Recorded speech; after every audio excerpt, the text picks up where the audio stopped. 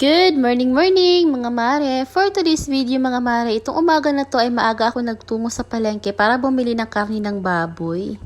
Bumili nga lang ako dito ng halagang 1 kilo ng karne ng baboy mga mare para pang ulam din namin sa susunod na araw. Pinahiwa ko nga lang ito kay ate ng pang adobo katapos ay nagbayad na rin ako sa kanya.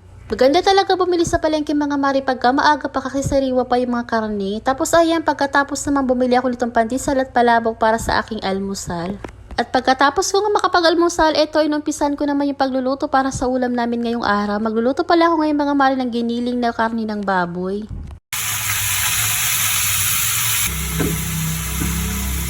Frozen pa nga ito mga mare at napansin ko nga kasi ito sa rep na ilang araw na nga ito kaya naman ito na lang yung aking niluto. Wala nga ako ditong tomato sauce mga mare kaya naman ito at shredded powder na lang yung aking inilagay. Naglagay nga lang ako dito ng kakaunti lang tapos ayang ginisa-gisa ko lang itong karne ng baboy.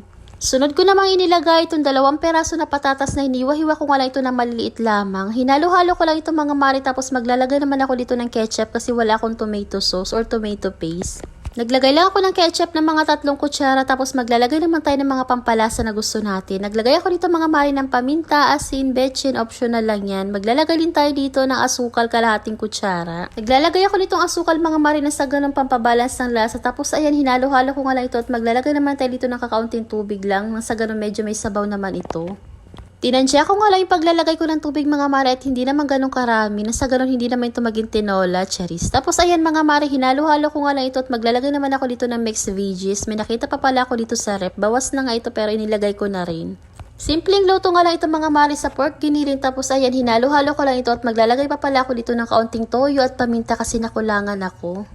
Kita nyo naman mga mare, mukha na nga itong marami makakakain na nga dito isang buong pamilya. Sa halagang 100 pesos nga lang pala itong giniling mga mare na nabili pa namin sa supermarket.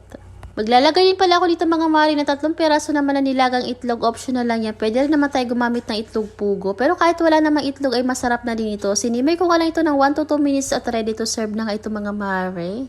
Wala nga akong inilagay na tomato sauce dito mga mare pero kahit ganun ay masarap na rin ito. Naisip ko nga na ganitong luto na lang sa ganun dumami ito at lahat kami makakakain. Aabot pa nga ito hanggang hapunan namin mga mare kasi tatatlo lang naman kami dito sa bahay.